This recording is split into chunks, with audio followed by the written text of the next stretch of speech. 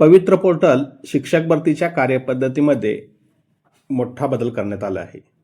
त्यामध्ये पहिला बदल असा आहे की शासन निर्णय दिनांक 13 ऑक्टोबर 2023 मध्ये असे नमूद करण्यात आले होते की एखादा उमेदवार जाहिरातीमध्ये जर त्याची निवड 1 ते 5 या वर्गासाठी झाली तर पुन्हा जाहिरात आल्यानंतर तो त्याच्या पुढील वर्गांसाठी म्हणजे 6 ते 8, 9, 10, 11, 12 यासाठी जर पात्र असेल किंवा त्या गुणवत्ता यादीत जर तो बसला तर त्याला पुन्हा पुढील गटासाठी निवड प्रक्रियेमध्ये सहभागी होता येत होतं. परंतु 20 जानेवारी रोजी आलेल्या निर्णयानुसार जर एखाद्या उमेदवारांनी या चालू चाचणीतील गुणांच्या आधारे जर त्याची निवड झाली तर त्याच्या पुढील गटासाठी पुन्हा निवड आवश्यक असेल तर त्याला पुन्हा परीक्षा द्यावी लागेल व त्या आधारेच त्याची निवड केली जाईल. त्यामुळे इथून पुढे विद्यार्थ्यांना गट निवडताना काळजीपूर्वक निवडावं लागेल, कारण एक विद्यार्थी पूर्वी 4 ठिकाणी निवडला जायचा आणि बाकीच्या जागा रिकाम्या राहायच्या. या शासन निर्णयामुळे ही पद्धत पूर्णपणे बंद होईल. उमेदवाराने निवडलेला गट हा त्याचा शेवटचा गट राहील. एकदा निवड झाली की पुढील गटासाठी सदर उमेदवाराचा विचार केला जाणार नाही. असा ही पहिला बदल आहे. त्यानंतर या शासन निर्णयामध्ये जो दुसरा बदल आहे तो दुसरा महत्त्वपूर्ण बदल असा आहे, तो शासन निर्णय दिनांक 7 फेब्रुवारी 2019 मधील हा परिच्छेद आहे की एखादा उमेदवार आपल्या अभियोग्यता व बुद्धिमत्ता चाचणीमध्ये जर पात्र झाला तर पवित्र प्रणालीमध्ये त्याला 7 दिवसाच्या आतमध्ये अर्ज करावा लागेल असा मुद्दा नमूद होता.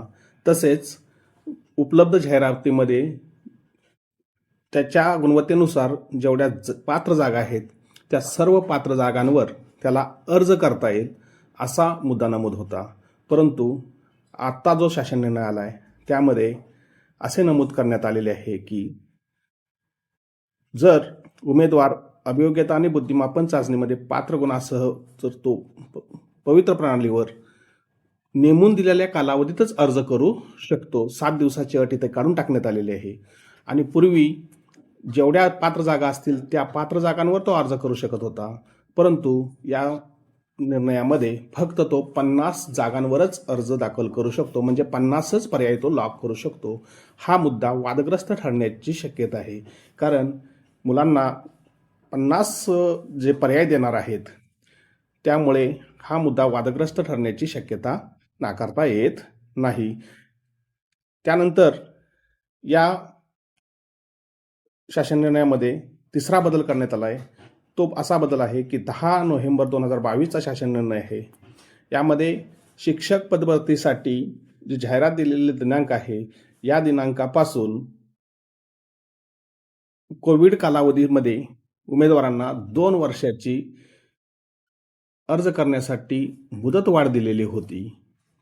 ती मुदतवाढ या शासन निर्णयाद्वारे काढून घेण्यात आली आहे. आता जाहिरात अभियोग्यता व बुद्धिमापन चाचणीच्या शेवटच्या दिनांकापर्यंत उमेदवाराला ज्या त्या प्रवर्गानुसार ठरवून दिलेले जे वय आहे त्या वयाप्रमाणेच यापुढे उमेदवारांना अर्ज करता येतील. 2 वर्षाची वाढ दिलेली या शासन निर्णयाद्वारे काढून घेण्यात आलेली आहे. आणि चौथा आणि महत्त्वपूर्ण बदल या शासन निर्णयामध्ये करण्यात आला आहे तो असा आहे, तो शासन निर्णय होता दिनांक 19 जून 2013चा.